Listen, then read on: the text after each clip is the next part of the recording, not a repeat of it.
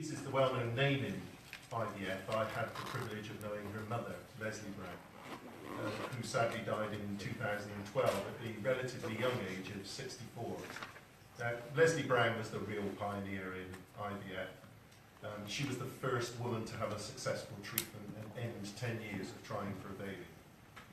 My role with Leslie and with Louise was, and still is actually, to help them deal with the constant interest of the world and the media in the family. This interest, which Louise will not thank me for reminding her, has gone on for almost 40 years. Still a couple of years to go before that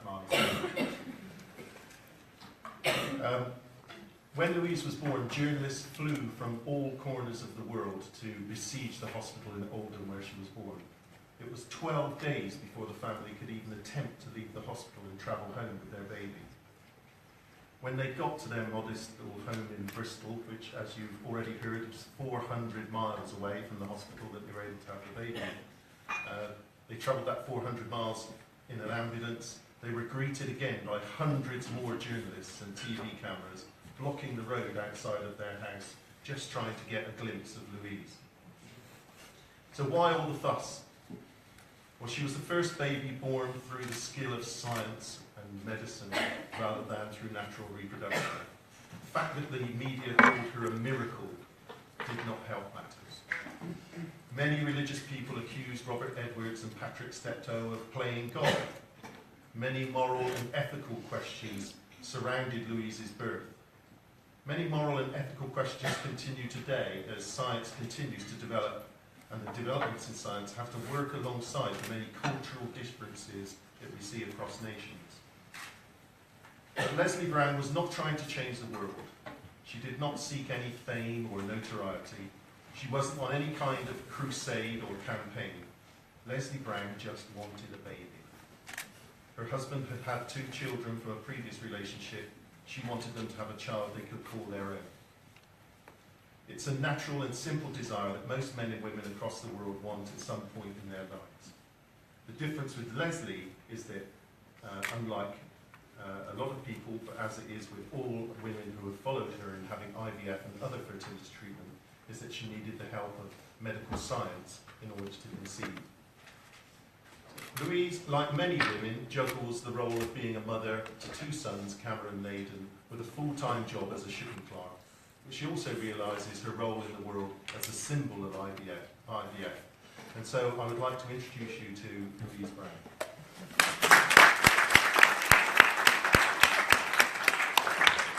Thank you for inviting me here. When I was born, Patrick Steptoe suggested a middle name for me. That middle name is Joy. He suggested it because he said my birth could bring joy to many men and women around the world, as it would open up a possibility of them having a baby. Infertility has always been an issue. My birth gave real hope, a way of beating infertility that really worked. Before that, people used lucky charms, potions, strange ceremonies, and superstition to try and have a child.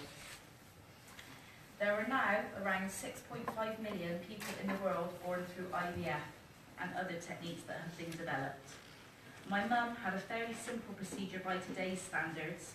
I have been lucky enough to see some of the amazing work being done in clinics around the world. The advance in the science have made it possible to solve more and more fertility problems. In recent years, an impressive amount of progress has been made in helping men with fertility problems.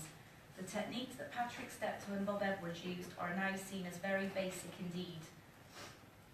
At the heart of all this science is one simple desire that all of us have, the desire to have a family of your own. I was lucky enough to conceive naturally my 2 boys and not to need the help of doctors or scientists. But I believe that help should be available for people wherever they live and whatever their circumstances are, because fertility is a health issue. My mum did not go to the doctors with fertility issues. She went to the doctors with depression. It was only while the doctor was trying to find out what was the underlying cause for her sadness and depression that it was uncovered that her inability to conceive over 10 years had affected her mental health. fact that she was willing to have experimental treatment that had never worked before. The fact that she had to travel more than 400 miles from her home for appointments.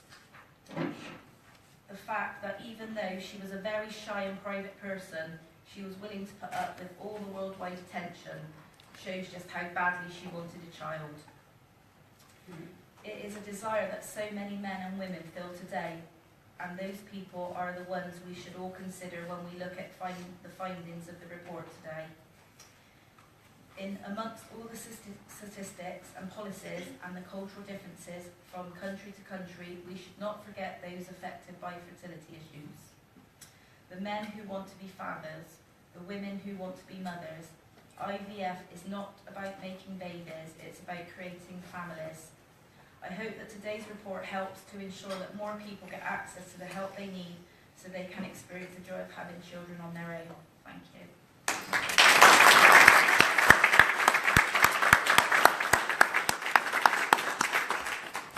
Louise, for coming and sharing your story and your mother's story with us, because I think to see that it started from one woman's desire to have a family, and look how far it's come, 6.5 million children. But also you made the important link that she went to a doctor with depression.